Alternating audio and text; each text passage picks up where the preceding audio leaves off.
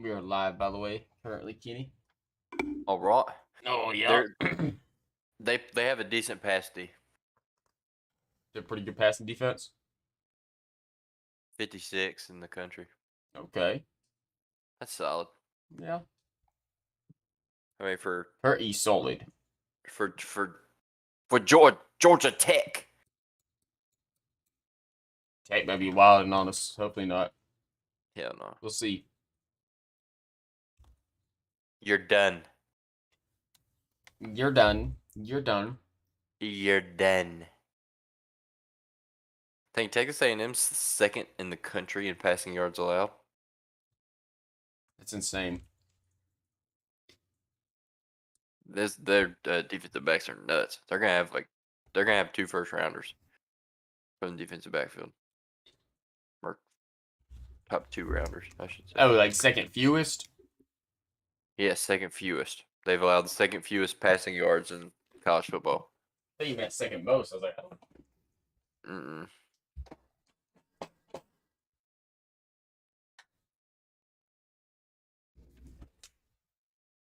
The only team to allow less passing yards than Texas A&M is Boise State. Interesting.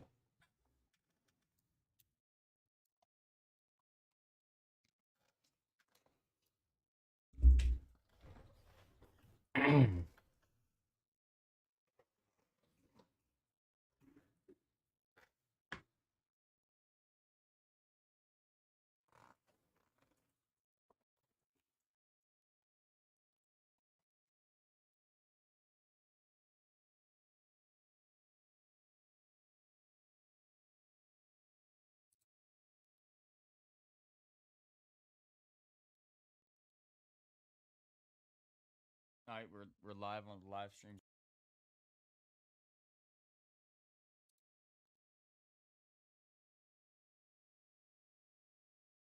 Dooley, wide.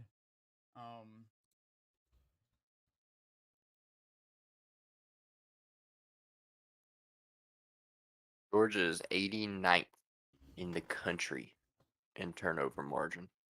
Ooh, got a little bit of room for improvement there. Yes.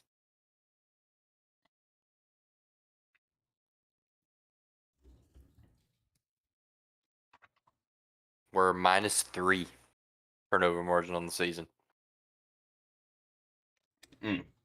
That's all rough. Them, all them damn fumbles. That's not good. No. 9 fumbles lost. Yeah, that's the I see you. I feel you right there. that's killer.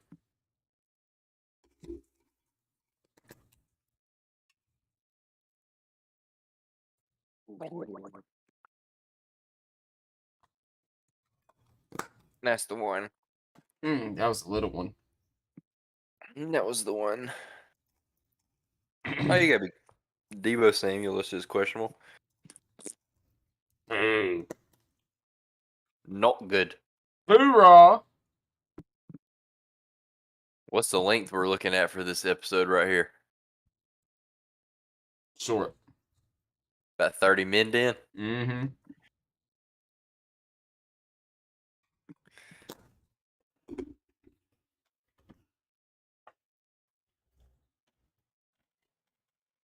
Keep it nice, short, and crispy. I'm throwing a flyer question out there I didn't want to talk about beforehand. All right. It is fine.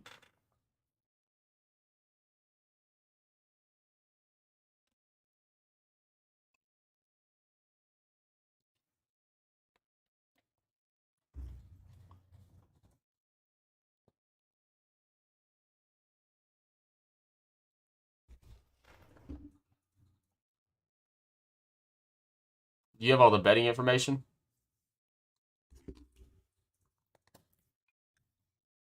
Thank you for reminding me. I've got it in front of me. I just got to add it. How did we do last week?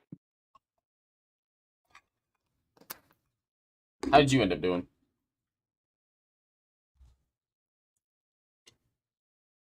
I went 3-5. So 10-6. I was 7-1.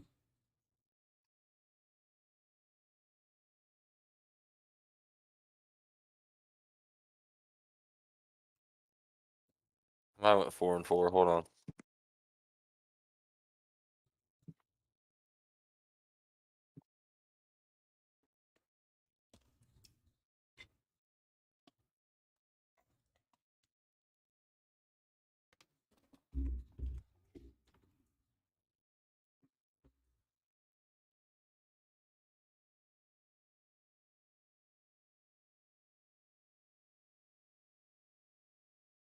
I went 3-5.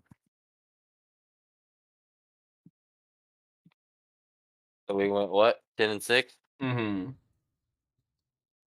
Jake carried this week.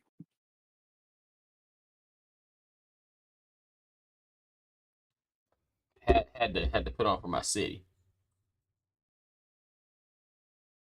Ooh, we're humming as a show.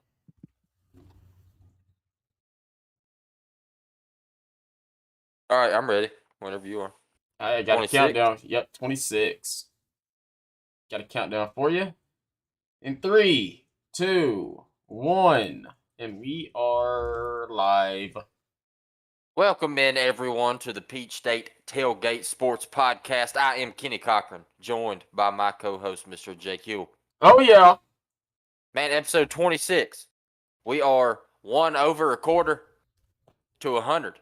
Yep. We're on the way to greatness. 26 episodes, man. It doesn't feel like we've been doing it for that long. No, not at all. It feels like, and it's crazy to think that 26 episodes ago we were talking about the Braves' chances at winning the NL East. We're talking about trade deadline rumors because our first episode was because of the trade deadline. Yeah, trade deadline. Can the Braves win the NL East? Like this, it's crazy to think that that was only 25 episodes ago. But nonetheless, here we are, man. It is a holiday week. It is Thanksgiving Eve as we record right now. So happy Thanksgiving to all y'all, ladies and gentlemen, boys and girls out there listening to the show. Hope y'all are getting ready to get your bellies full of some really, really good home cooking. Watch some, hopefully, really, really good football, and enjoy a nice, relaxing Thanksgiving with your family and friends. I do know that this episode is going to be a little bit different than usual, but before we hop into it, I want to say thank you guys so much for listening. Be sure to check us out on all the socials. If you're on YouTube, check us out on anywhere you get your podcast. Check us out on Twitter. You see it right here between me and Mr. Jake right here at Peach State Pod on Twitter. And the same thing if you're on anywhere you get your podcast. Check us out on the YouTube. Hop in here, get a little live action, a little pregame action with us, and let's dive right into this thing. Jake, a little different format today. We're going to be more betting centric in today's episode, you could say. A little bit shorter episode as well. We are getting ready to dive into some Thanksgiving festivities. So a little bit shorter episode. Not as much to talk about either. We talk about a few things every single week. We talk about our home teams. We talk about what's going on around the world in sports. And this week's kind of dead. I think the Hawks and Canes are both pretty similar, and they haven't been playing the best lately. They kind of just middle of the pack right now. Not much to talk about there. And you talk about the Georgia Bulldogs, man. We're headed into the final game of the year, rivalry week, if you were born in this century. And we're playing the Georgia Tech Yellow Jackets. It's not much of a game. There's really not much to talk about on this one, boys. It's going to be a pretty uneventful game, much like we see every single year. So what do you say, Jake? You want to dive into these bets? Yeah. Let's get into the bets a little bit, and just to touch base on what you were saying, Kenny. You're exactly correct. It is a lot different format this go around, and the main reason behind that is because I know it's going to be a busy weekend for everybody. Busy next couple days, and nobody wants to sit down and listen to an hour and a half podcast when you're trying to spend time with the family and stuff. So we figured we give you a little 30-minute pod, and it's all going to be about the important stuff. Let's win some money this weekend, something you can do and still enjoy time with the family. You can be sitting on the couch tomorrow on Thanksgiving, or today on Thanksgiving. You're listening to us on the podcast. Just praying for some bets. And Kenny, I think that brings us to our first little thing we're gonna do. We're gonna win some money. We're gonna win some money. Go ahead. Time out. Okay. Before we dive into the bets, Jake, in honor of Thanksgiving, I have a question for you. Oh, here we go. What is your GOAT Thanksgiving side dish? Side dish for Thanksgiving. Okay, so this is a tough one.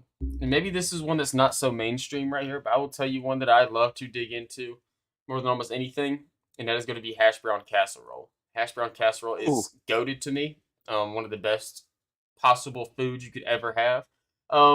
I do want to mention I'm on a little bit of a different side than a lot of people. I do also enjoy cranberry sauce a good bit, but hash brown casserole takes cake for me, man. That's the one I'm gonna roll with. What about you, Kitty? Hash brown casserole is great, and I'm not a cranberry sauce guy. I tried it one time and held back the puke. Um, I'm not a fan of it. I think it's more of a texture and appearance thing to me. I do not like that it's purple. That bothers me. A little slimy, a Um, little slimy. little slimy, little slimy. It's weird how it comes out of the can. I don't know, but man, I tried and true. I sound like a 10-year-old. I've been seeing a lot of hate about it on social media. Everybody's talking about their Thanksgiving side dishes, and I'm sick and tired of Mm. the hate on it. I love mac and cheese. Oh, you can't go wrong with it. I mean, if we were doing like a draft of like the number one stuff, mac and cheese would have to be the first overall pick, right? Yes, I love mac and cheese, and it just so happens that I married Jake's sister. My wife is the mac and cheese maker for Thanksgiving, There you go. so I get to be the taste tester. She's whipped up a little bit new recipe, a little bit different than usual. She tried it the other day. I will say it's got a little bit more soul put into it, Okay, a little bit more soul. I like it. I like it. and I love it. I love it. Well, she cooks a good mac and cheese, so I'm excited to give it a try tomorrow at the family Thanksgiving. It's gonna be swell. I'm sure of it. Oh yeah, oh yeah, it's gonna be absolutely electric. All right, Jake, back to the bets. Oh, I was gonna call a little timeout right quick too. One more Uh honorable mention for me. I'm gonna have to go with dressing as well. Dressing is something that you don't really oh. get. We don't get very often. It's just really like a one time a year thing. But that one Yes. time a year, boy, it is good. So Feed me the dressing. A little bit different in our family Thanksgiving. We're having like 59 turkeys this Yep. year. Um, so I am smoking a turkey for the first time ever. First time I've ever smoked a turkey, and first time I've ever brought a turkey to Thanksgiving. So I am a newly renowned grown up. I have not been a grown up surviving for myself person for very long, and I have made it to the status where I bring food to Thanksgiving dinner. I'm still not there yet. I'm just gonna eat all y'all's food y'all bring. So Yeah, you'll be there soon. You'll be there soon. be there soon Uh, enough. so whipping up a little turkey, that's gonna be fun. But yes, dressing. You're absolutely right, dude. I love dressing, especially put a little gravy on top of that sucker. Got to get a little chicken gravy on Ooh. there. Ooh, a little piece of Ooh. chicken broken up in it. Yeah, we're talking Ooh. about some action. Our mouth is watering as we speak. Yeah, then you wake up the next day and you have a nice juicy ham / turkey leftover sandwich for breakfast. Yeah, can't beat it. No, Can't beat you it. cannot. I mean, we're gonna be doing that at like 4 o'clock in the morning. But I mean, Yeah, we'll be Black Friday ham sandwich eating. It's gonna be absolutely electric. Wash it down with a Bud Light at 11:30. thanks. It's gonna be a great time. All right, all right. Enough Thanksgiving talk, or Thanksgiving food talk, I should say, because we do have more Thanksgiving talk, and that brings us into the next segment. Um, before we dive into things, I want to mention that last week for your boy was not his best week. I went 3-5 overall. Slower week for me. But ladies and gentlemen, the show has been carried by Jake. Jake, his britches are on fire. Somebody needs to check his butt cheeks and put some lotion on them suckers because they are red hot right now. This man, Jake, I will let you tell the people. So whopping 7-1 last week. I do want to mention, only loss came from Clemson scoring a garbage time touchdown against Miami with like 13 seconds left on the clock. If they would have done that, I would have been 8-0. But 7-1, we'll take it all day long. And Kenny, I don't want to get too much credit for carrying this is a podcast type show. Still, if they look at it and they bet every one of our bets, they're still making money in the grand scheme of things. So Well, hey, take it week by we- week and we make it, man. We can admire your slice of humble pie there, Jake. We can, but nonetheless, you are on an absolute heater, and I commend you for that, sir. And that brings us into a grand total for the boys on the show thus far of 48, 31, and 1. Absolute heater. We are 18 units up at the moment, so keep riding with us, keep making your money back. I'm going to turn around this week. Me personally, sorry for the slow week, guys. We're going to hop back into this thing. I'm going to get back on my horse, and I'm going to ride out of the stable, and I'm going to absolutely torch it. 8-0 this week, guaranteed. Love to see it, man. And we're really, really wrapping down. This is the last regular season, like the last regular season week of college football, man. We're getting really close to the end of us being able to do these nice, easy, pick format that we have set up right here. But we are kind of mixing things up a little bit this week. Instead of our normal 8 picks we're going to give out, we're going to give out a little extra one. And this little extra one right here is going to win you some money so you can go buy some Christmas for your family on Black Friday, everybody. So make sure you hammer them down. Kenny, that leads me into this. I'm going to ask you first. What is your pay for the shopping bet this Thanksgiving? My pay for the shopping bet, I should say. Thanksgiving Day football. Boys and girls, let's try not to overthink this. No. Every single year, we watch this team play on Thanksgiving. And every single year, this team tugs at our heartstrings. And they just are not very good. It just seems they just aren't very good, ever. But this season, we have seen a spark in this franchise. We have seen a spark in this organization. And Motor City, Dan Campbell, MCDC, has got the boys buzzing. Boom. Your Detroit Lions open up at home against the Buffalo Bills this week as 9.5-point underdogs. This is the 12:30 kickoff. This is the first game. Everybody's going to be watching it. You're going to just get your first serving of turkey and gravy and dressing and mac and cheese and hash brown casserole. Get your belly full. You're going to be itching to watch some football, and you're going to turn on the Bills-Lions game. I will say the Bills dealing with a lot of injuries right now. The Lions have been playing really, really good football. They're coming off a win last week. This team is, I believe, I got the numbers right here in front of me. They are 6-4 against the spread so far this season. The Detroit Lions, man. I like this team. I just said it. They've got some buzz going on right now. MCDC's got the boys going. I think this team is really just playing really, really hard-nosed football right now. And at home, the Thanksgiving Day team every single year, I think this is a perfect scenario for them to cover. I know this Bills team is good. I know they are. But this Lions team just has the knack for scratching and clawing their way back into games against a team in the Bills that will give you one. They'll give you a couple turnovers. So if there's a game that's primed, I think, to cover the 9.5-point spread, it's this one. So I'm taking the Lions. I like it, man. And I'm going to kind of follow suit with you right here, too. And this is going to be one where we're both taking big-time underdogs on Thanksgiving. And the route I'm going to take the New York Giants +10 at Dallas. Now, Dallas is coming off a huge win last week against Minnesota. Honestly, looked like the best team in the NFL last week whenever they played Minnesota. It was not even a matchup, honestly. Like, that game was a blowout from the start. And the Giants are coming off a tough loss against your, Motor City Dan Campbell Lions right there. But, man, that's a big line. That is a big line. And the Giants have played good football this year. I don't really know how I feel about the 10 points going Dallas's way. And, you look back on Thanksgiving Day, Dallas has not been very good covering the spread. I want to say they were 1-10 in their last 11 on Thanksgiving Day ATS. So I love the Giants.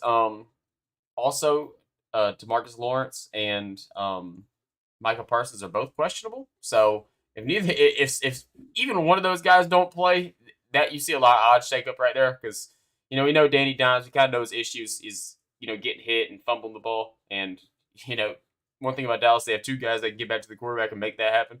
But if Giants can get a little bit of help right there, and these guys don't play or one of them doesn't play, it could be really, really big for the Giants. So I love the Giants +10. Let's win some money and let's pay for some shopping. I love it. I love that. I like the Giants team a lot. And if you are watching this show in a state that allows mobile sports betting and you can bet on FanDuel, I want to mention that it's called the FanDuel Family Super Boost. And I am looking at it, just looking at the thumbnail. I believe this is Darius Butler, Kay Adams, AJ Hawk, and Pat McAfee. If you're a fan of the Pat McAfee show, they always get the boost on FanDuel. The boost this week for them is the Bills to win outright and Daniel Jones to rush for over 25 rushing yards. And that Giants-Cowboys game you just mentioned, boosted from -140 to +150. Unfortunately, Jake and I do not live in a state where we can bet on FanDuel. But if we did, I really, really like that. So y'all try and hop on that if you can. Yeah, that's almost a lock if you can ever ask for one right there. I do love that bet, and I wish I could put a favorable wager on that. Yeah, me as well. And one more thing before we get off the Thanksgiving Day games. Looking at the bet totals here, the 3 games for Thanksgiving Day. The one we didn't mention is the Patriots at the Vikings. Vikings opened up as a 2.5-point favorite here. That is the most heavily one-sided game of the Thanksgiving Day, with 77% of the money on the Vikings and 79% of the bets on the Vikings. But the 2 games that Jake and I mentioned, we both taking the dogs. Very, very even right here. So if you're a fade the public guy, this is a game that you can kind of go into with a little bit of more of an open perspective and don't really have to lean one way or the other. And it makes me feel a little bit better when I'm placing a bet in these games because it's split a little bit more 50-50. You see 55 to 55% in the Bills-Lions game and 51 to 58% in the Giants-Cowboys game. Okay, very nice. But all right, let's head into the format, man. Do you want to start NFL or college? College. Let's go, college ball. Jake, I'll let you open it up. Who is your favorite of the week in college football? Like I mentioned, last regular season weekend of college football. So we have some right. pretty fun matchups, rivalry week. So let's get into it a little bit. And my favorite might not be the most exciting one, but it is a team that is coming off of a huge win last week. I want to say against Ole Miss, and that is Arkansas. I'm gonna go Arkansas -3 at Missouri.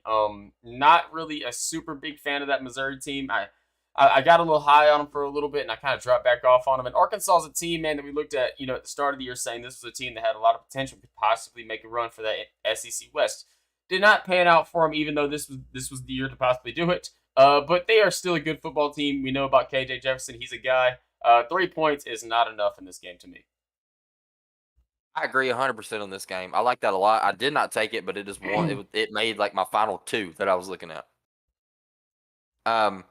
My favorite of the week in college football, I'm going a little bit more of a, I don't want to say mainstream game, but I guess it kind of is. I'm taking Oregon -3.5 at Oregon State. Big rivalry game every single year. I know this Oregon team has been disappointing as of late. Came off a kind of a killer loss late in the season to hurt their chances making it into the playoff. I think they're pretty much done at this point. But they're still making a run for that Pac-12, man. They win this game. They're in the Pac-12 championship, I believe, pending whoever makes on the other side is who they'll play. And 3.5 points in this game, I think, is I just don't think it's enough points. You're talking about an Oregon team that's number 3 in the nation in total offense against an Oregon State team that does play solid defense. I think they're top 25 or top 30 in total defense. But nonetheless, man, this Oregon team is really, really good. And if they want to make a push for the Pac-12, they need to win this one, get into the championship game, show everybody what they got. And Bo Nix, man. We talk about Bo Nix. He's a bona fide Heisman candidate. I know his odds probably aren't as great right now as they were a couple weeks ago. But if this dude is trying to make a living and earn some money playing in the NFL, he needs to finish out his career strong. That is true. That is true. I do like that a lot. I do think that line is a little bit too close, in Oregon State's favor. So I think that Oregon should be able to benefit off that a lot. So I do think they're a significantly better football team. Right. All right. Well, underdogs. My underdog of the week. This is one that was a little bit perplexing to me. Jake and I talked about this one a little bit off air. I'm taking Tulane +1.5 at Cincinnati. These are 2 ranked teams. 19th ranked Tulane at 21 Cincinnati. Both of these teams are solid. And one thing pretty unique about both of these teams is they play a very, very similar style of football. Both teams are like dead even in total defense. I think right around that like 25 to 30 mark. They're like neck and neck with each other in total defense. Tulane does have the edge on the offensive side of the ball. They move the ball a little bit better than Cincinnati does. I think the biggest argument in this game that people are going to make is that Tulane's schedule is not as strong as Cincinnati's. I understand that argument, but it's not like we're talking about a SEC team in Cincinnati. We're not talking about a team that's going out here playing, title championship contenders every single week. This is not what the Cincinnati team is doing, so I don't think you can give them much credit on that side of the ball against Tulane, because what we've seen from this Tulane team is they can win some notable games. This is a team that beat a top 15 Kansas State team, limited them to 10 points, man, shut them down on the run or on the ground. That Kansas State rushing offense is absolutely elite, one of the best in the country, and Tulane came out there and absolutely shut them down. So I don't see any reason to believe that they can't do that to Cincinnati. I'm really, really shocked that they're not favored in this game. I know it's only 1.5 points, but if you're looking at Tulane money line, you can get it -105, but -120 at +1.5. I'll take those odds. Yeah, and Tulane's been kind of a team this year that's kind of shocked the world. They've kind of came out of almost nowhere and started lighting the world on fire. And I want to say last week they're coming off a huge win against SMU where they beat them by like 40-something points. So, Yeah. man, this team's riding high right now. And, yeah, you can't really go wrong when you're betting for Tulane. So I agree with that 100%. So my underdog of the week, and this might be kind of a questionable one for a lot of people out there. It's a lot of points. I'm going to go with Auburn at Alabama plus 22.5. I have to do it. For multiple Okay. reasons. We've seen Alabama play a lot of close games this year, right? And we have seen this game turn into a pretty funky game, quite often. Talk about what Auburn has going on right now, Cadillac. Dude, I just have a feeling that this game is going to stay semi-competitive for a while. I mean, we saw last week. I know, at the end of the day, it looks like a lot of points scored, but this Alabama team was a little bit slow against Austin Peay. Like, it was a 34-0 win, but I mean, their offense was not really kicking it. And this Auburn team, even though they might not have the best passing attack in the world, they might not be lighting the world on fire in any aspect. I do expect them to come out and play this game very, very competitively. This is a game that they're going to get up for, and even though I'm not sure either team has a whole lot to play for right now, Auburn is playing for a little bit of a bowl eligibility thing going on. This just seems like one of those games that should be a slugfest, and I expect Auburn to show up for it. I agree. I think you might even take a little peek at the under in this game. I agree. I think the under in this game is pretty good. You look at how these teams stack up, man, and interestingly enough, Auburn's defense they play a little bit better than what they look like on paper. On paper, you see that they're giving up 27.5 or over 27.5 points per game. But you look at the numbers, man. They're allowing under 400 yards of total offense. Only 211 through the air, 172 on the ground. That's their weak point, is the rushing defense. The rushing defense is not great. But you look at an Alabama backfield where Trey Sanders just entered the transfer portal. Jahmyr Gibbs, who is an absolute stud running back, but he's more of a pass catcher. He's more of a guy that'll get you out of the backfield. I know Bryce Young is the guy that can kind of hurt you on his legs, but by no means is he a run first, quarterback. So I agree with you, Jake. I think this game could be a lot closer than people are expecting.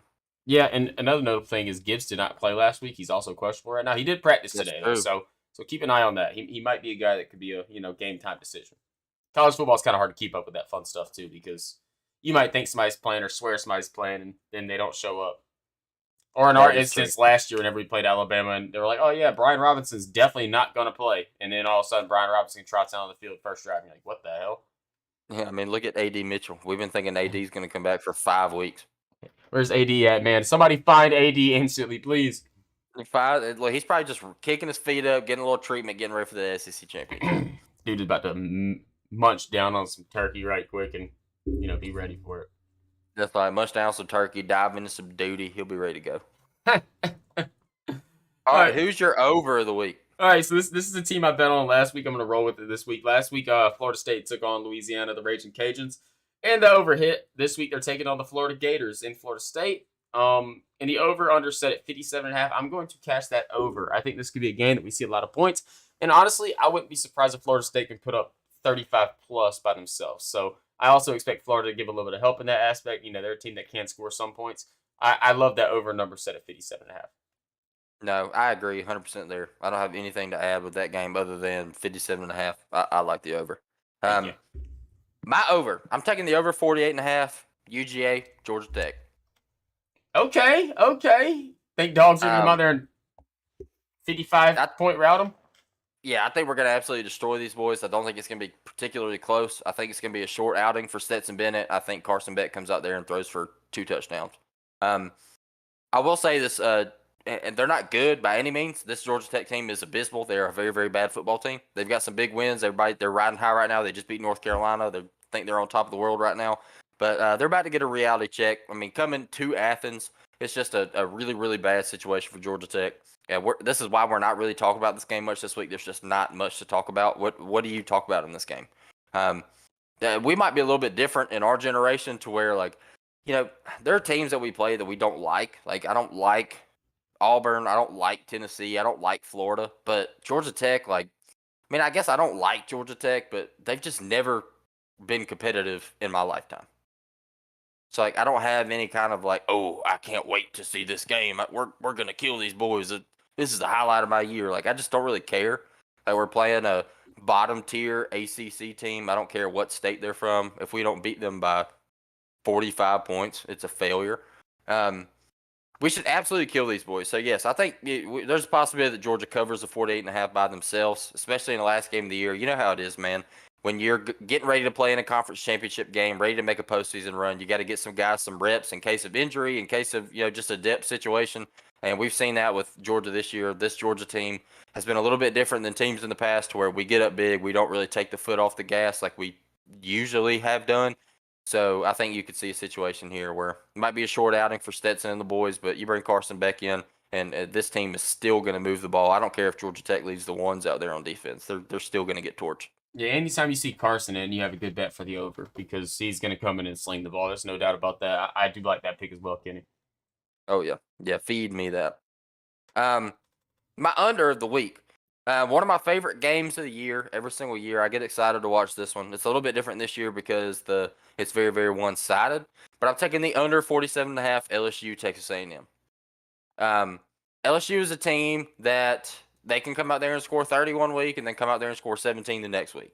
They have a really, really good pass rush. The defense is solid. It's not amazing, but pass rush is their strong suit. And Texas A&M just cannot score any points. I don't know what it is about Texas A&M. They've got the recruits. They've got the players. Big key for me in this game is that Devon Achane has been struggling to get back on the field lately. He's missed the past 2 games.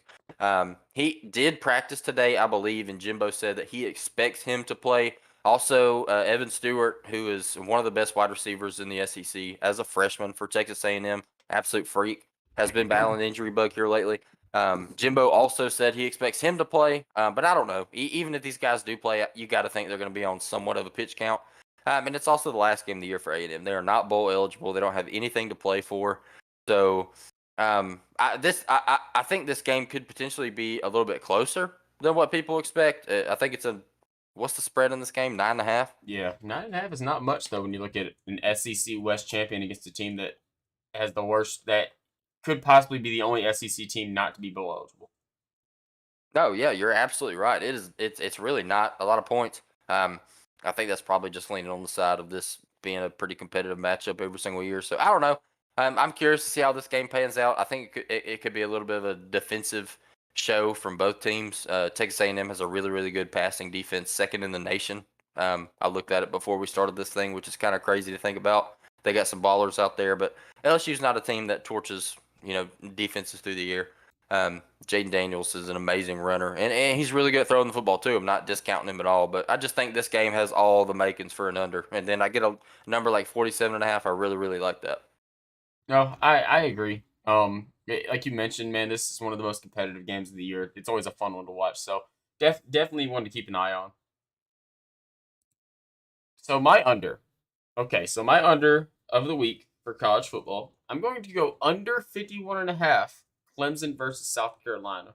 With one key note being, and guys, I know South Carolina did what they did to Tennessee. It has to be mentioned at least one time on this podcast. Sorry, Tennessee fans. It has to happen.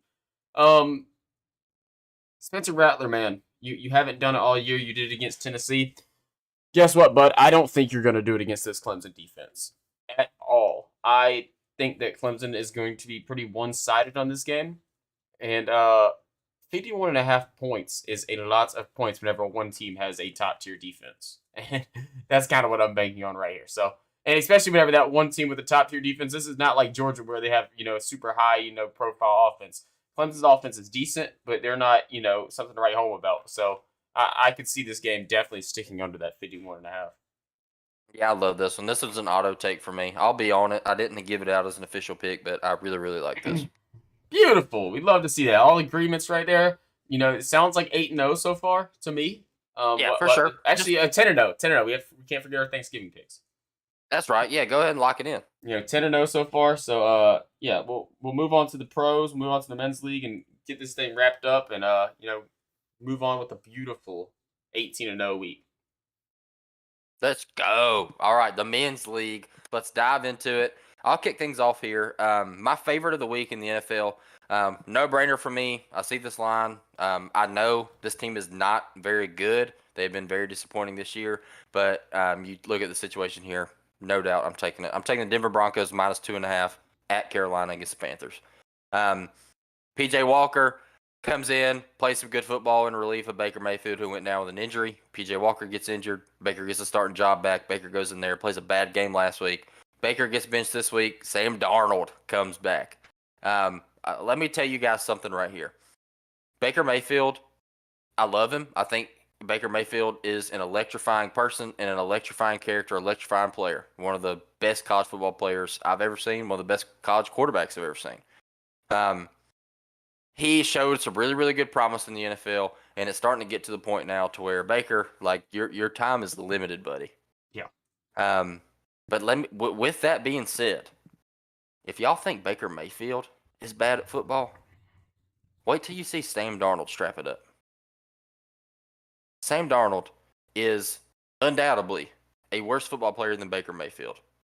And what he does differently than Baker Mayfield is he's a little bit more willing to let that thing ride. Mm-hmm. In an offense with this Carolina Panthers team that is not particularly loaded on any front of the offensive side of the ball, like their biggest threat is DJ Moore, and I know DJ Moore is a great player. I'm not discounting him at all. But you're talking about a Denver Broncos defense that is very, very good. They do a great job at limiting the pass. You got Pat Surtain out there absolutely balling this season. This has all the makings for a Denver Broncos win. And you give me a 2.5 against a Sam Darnold-led team, not to mention a first game of the year for Sam Darnold. Dude, no question at all, I'm riding the Broncos. Let's ride. I never thought I would hear the day that I would, I never thought I'd see the day that I would say that a team is missing PJ Walker. But this Carolina team is really missing PJ Walker after last week. I guarantee you PJ Walker comes out and plays against Baltimore, they are scoring more than 3 points. We've seen it happen, week after week with PJ. He might not be the flashiest thing on the planet. He might not be the best quarterback on the planet, but he's going to get you some points. He has somewhat of a model of consistency to him that he's going to produce at some level. Last week with Baker, we really didn't see that. And like you mentioned with Sam Darnold, we're definitely not going to see it, especially against a better defense with the Denver Broncos. You mentioned with Patrick Surtain. Dude might be the best cornerback in football this season. If they, if they shadow him on DJ Moore, what is Carolina gonna do? I do like Deontay Foreman a lot, but we mentioned it with this defense with Denver. Man, this defense just every single week does not limit many. They do not allow many points. So a Carolina team that's coming off a 3-point loss. They scored 3 points against Baltimore last week, and now they're making a quarterback change to a worse quarterback. Yeah.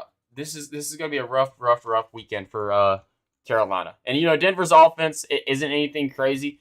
But, Carolina's defense is not all that great. So, this Denver offense, we could see them put up, 20-plus in this game and just, walk home with the victory. So, I do like that pick a lot, Kenny.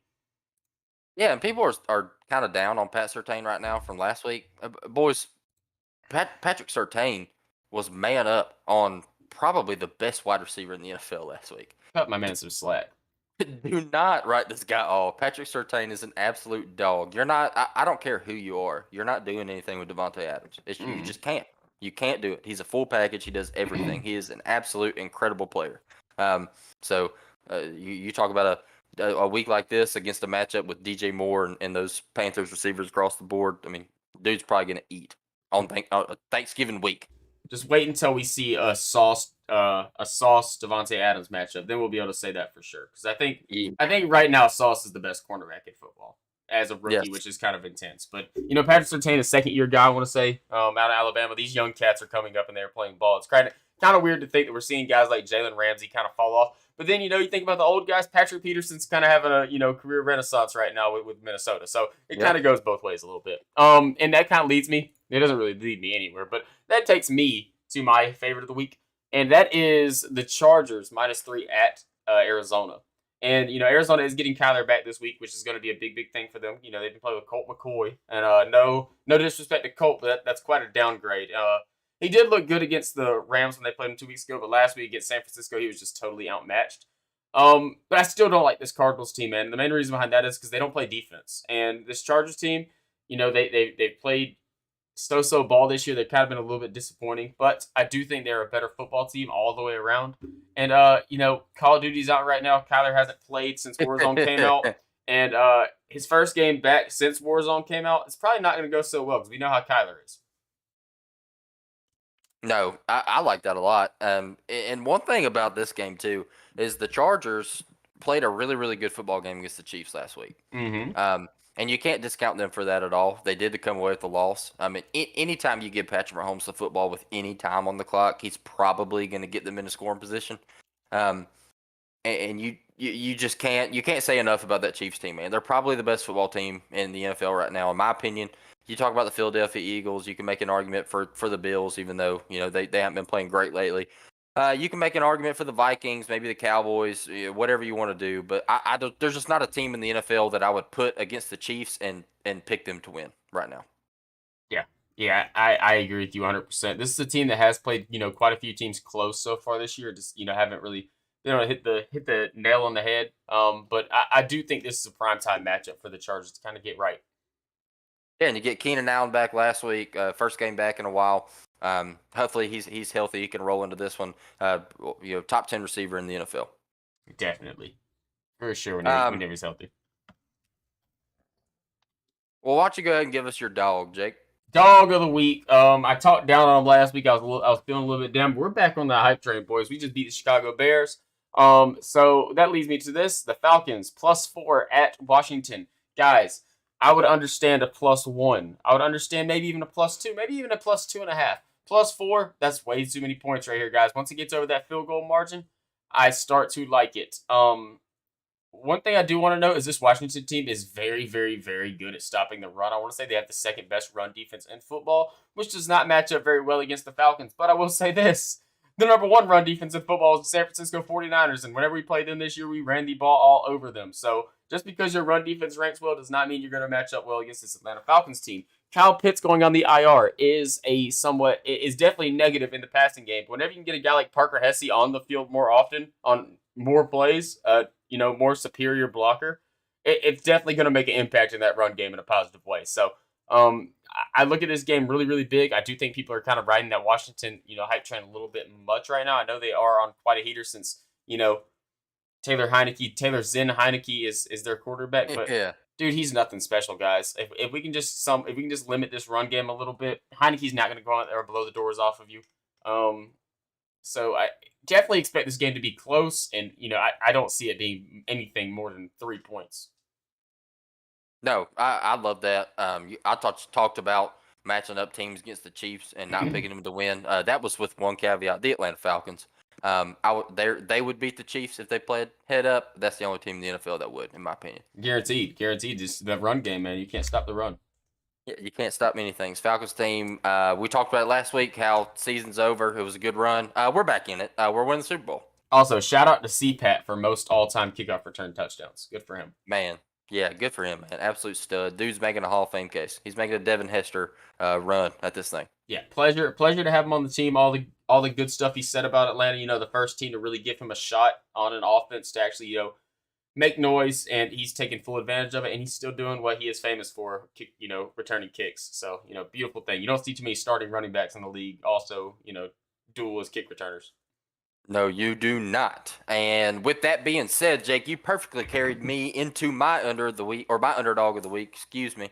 You talk about the Falcons, big win last week. I am on the Chicago Bears +6 against the Jets in New York, in New Jersey, whatever. This is a no-brainer for me. I know the Jets are really, really good on the record side of things. They've been playing really good football. Defense is looking good. Offense has been looking, so-so, whatever. I know Zach Wilson has not been great this season, but anytime you pull your starter in a playoff contending team, it can change things. And you put in a guy like Mike White against this Bears team. We mentioned the Bears last week heading into that Falcons game, man. Justin Fields has found his game the past 4 weeks. Absolutely gone off. This team has scored 29, 32, 30, and 24 in the past 4 weeks with Justin Fields absolutely torching every single defense he's faced, and they went 0 for 4 in those 4 games. At some point, they're going to turn it around, and I just don't see a reason to believe they're not going to do it against a backup quarterback in New York against the Jets. Maybe it might be kind of questionable thing to say, but I do not think the Jets are a good football team. One bit of the imagination. I think they are still a bad football team. You talk about their starting running back, Breece Hall, going down with injury out for the season. Now they're off from Zach Wilson on to Mike White. honestly, the quarterback on this team that gives you the best chance to win football games is a guy we have not seen play since like week 3. And the only reason he was playing because Zach Wilson almost tore his knee in half, and that's Joe Flacco, in my personal opinion. I think if you want a quarterback to go out there and put up points and give you the best chance to win, that's probably Joe Flacco. But dude, Mike Wright, this is the same situation with Carolina. You think Zach Wilson is bad? Mike Wright is abysmal at football. And Zach Wilson kind of got what he deserved. Whenever you're a guy that has more interceptions and touchdown passes on a season, and you score, what was it, 3 points last week? 3 points against New England. Scored a touchdown. And reporters come out and ask you if you have any type of blame to that. Do you feel bad for the defense or anything like that? Your only answer is no. You kind of get what's coming to you a little bit right there. And I've seen a lot of Heineke and Zach Wilson things because their numbers are very, very similar on the season, Taylor Heineke and Zach Wilson. And the difference is that Washington wants to win behind Taylor Heineke. That is a guy they can rally behind, and they do whatever they can to protect him. And, you've seen the videos on the plane of him drinking the Busch Lights, having all the gold chains around. They love the guy. I don't know if it's the same environment with the Jets as Zach Wilson, because an answer like that in a press conference, I guarantee you all those defenders are like, come on, dude. Like, you just put up 3 points. We played a hell of a game against, the Patriots, only allowing, a game-winning punt return touchdown. Like, come on, guy. Like, you got to be a little bit smarter than that. And, I know they're saying that this is not the last time we see him in a Jets uniform, but if you get benched, it's in your second year, questions start opening. Things start happening at this point. Like, I guarantee the Jets in a loaded quarterback class next year, whenever your options don't look very great, they might start looking that way. So, we might be seeing Zach Wilson on the move at some point. I'm going to go ahead and say it now. Because, you look at the past in the NFL, whenever you lose that job one time, it's hard to get back in there and keep that thing secure. Yeah, man, it's such a weird dynamic out there in the Jets team right now. Anytime you're, wise and record wise right now, you have a legitimate shot at making the playoffs, and you bench your starter for any reason, things just get a little hairy. And then to come out there and say that he just needs to figure some things out. This isn't his last time playing for the Jets. Like, if you're gonna bench him and then come out and say, "Oh, well, we're benching him, but this isn't it for him. He's good. He just needs to, we're sending him down to AAA for a little bit to get his game right." Like, it would be different if you're a 2-win team, but you have a legitimate shot at making the playoffs right now. So it's just a weird dynamic. And no, it was an auto take for me. I'm taking the Bears +6, no doubt. It makes you feel like that they don't feel he's the best chance they have to win football games, because if they did feel he was the best chance to win football games, he would still be their starting quarterback. So now they have to explore alternative routes. And hell, if Mike White comes out and plays bad, who knows? They might bench him and put Joe Flacco in the game. Like, Joe Flacco might be QB2 right now. So, there's a lot of, swinging doors going on right there. And I agree with you 100%. And Kenny, I'm going to take what you just said, and that's going to lead me into my next one. Not so much on the side of the Jets, maybe a little bit, but also the Bears. This over-under number is set extremely low, 38.5. I know the Jets defense has been really, really good this year. Don't get me wrong. But, dude, I don't know if this Bears team is something that teams can game plan for. Like, a guy like Justin Fields running the ball over the field, and it almost seems like it's an unstoppable force of offense that we see with Justin Fields. Like, he's not this is different than Lamar Jackson. Justin Fields is a guy that will take contact and keep churning his legs and keep moving. Like, where Lamar, you kind of, you get him to dance around a little bit until somebody gets to him. Justin Fields is going to go upfield and make a play downfield. Like, that's what he does. And their defense is terrible. So if there's going to be a game that Mike Wright can possibly put some points on the board, this is going to be the game. Man, expect more than 38.5 points. And this is something that, kind of goes against the bread right here. We like to bet unders whenever the number seems low. I can't do it in this game, man. Give me the over 38.5. No, I like that. I like that. That's kind of a similar perspective to me on my over, because I'm taking the over 39.5 Steelers-Colts game. I like it. I like that a lot, man. And you look at the trends, it was kind of perplexing to me to see this number so low, because 39.5 for this Steelers team, that's gone over in 7 of 10 games this season. And the biggest difference now than earlier in the season is Kenny Pickett's figured out how to play football. Yes. The past couple of weeks, he has been outstanding. He's looked really, really good the past couple of weeks. They get a big win, a 10-point win over the Saints, and then a 7-point loss against the Bengals in a 37-30 super high-scoring game. Kenny Pickett has kind of figured it out. He's spreading the ball around. He's getting the ball to his playmakers. He's making really good throws. His pocket presence is nuts. You see the little breakdown of Dan Orlovsky talking about it on Twitter. Just breaking down the film and talking about him stepping up in the pocket, getting absolutely blasted, and throwing a seed to George Pickens in the end zone. Like, Kenny Pickett has figured out how to play football on the Steelers side of things and on the Colts side of things, man. This Colts team's been playing really good football here lately. You got the whole Frank Wright situation, bringing in Jeff Saturday. It was kind of a questionable decision in a lot of people's opinion. But Jeff Saturday comes in here and gets a big win against the Raiders in a 25-20 game, and then a heartbreaking loss against the Eagles last week, a game that they were up almost the entire game. The Colts are playing really good football, and I think, Matt Ryan back in the fold, out there playing his game. We know Matt Ryan. We're Falcons fans. We've seen this guy play for a long time. I know he's not what he used to be, but he's a guy that can go out there and win you a football game. These defenses are pretty good. I mean, you look at them head to head, the Steelers allow 24.5 points per game. The Colts only allow 20. So the defenses are solid, but this is the NFL. Teams are going to score points. Teams are going to figure it out. And I think this is just a really, really good opportunity for both of these teams to come out there and move the football down the field. So the over 39.5, I'm on that for sure. Yeah, this is a big game for me where I look at Matt Ryan and I look at a Pittsburgh defense that is not very good against the pass. They allowed a lot of passing yards a game this year. And I see, a veteran quarterback stepping up and having the ability to put up a lot of points in this game. Now, this Colts offense has not been super high scoring, but we take that with a little bit of grain of salt because they did go through a couple weeks right there where they were starting, who are they starting? Sam Ehlinger at quarterback. And that kind of that kills numbers a little bit whenever you go, through a little bit of a span where your offense is completely dead. And we've seen guys like Jonathan Taylor kind of come back alive. Obviously, Matt Ryan's back in the fold with Indy right now, and they've been playing a lot better football since Saturday got there. So props to them. And you mentioned it with the Steelers with Kenny Pickett, man. He's starting to figure out how to play. They've been putting up some points in the last couple of outings. Definitely expect this to go over that 39 number, man. These two teams have been, rolling a lot better than a 39 point, over under. No, yeah, but absolutely. And a similar number to this is a little bit higher, but on my under side of things to round out my NFL picks, I've got the under 42.5 Patriots Vikings Thanksgiving game. Dude, I love this pick. I really do. We talk about this Patriots defense. I believe they're leading the league in total defense right now. They're only allowing 16.9 points per game against a Vikings offense that can move the football. This Vikings team has been notorious for playing a really, really close games throughout the season. But one kind of difference in this Patriots matchup is that the Patriots just play good defense and don't play very much offense. They struggle to move the ball, and the times that they do move the ball is moving the football on the ground. They rush for 115 yards a game. They only throw for 220 against the Vikings defense that, for the most part, does a really good job of limiting the run. Their biggest weakness is through the air, and I just don't think this Patriots defense has the juice to move the ball through the air against this Vikings team. You talk about Patrick Peterson kind of revitalizing his career out there in Minnesota, playing really good football. Justin Jefferson looking like, potentially the best wide receiver in the NFL right now.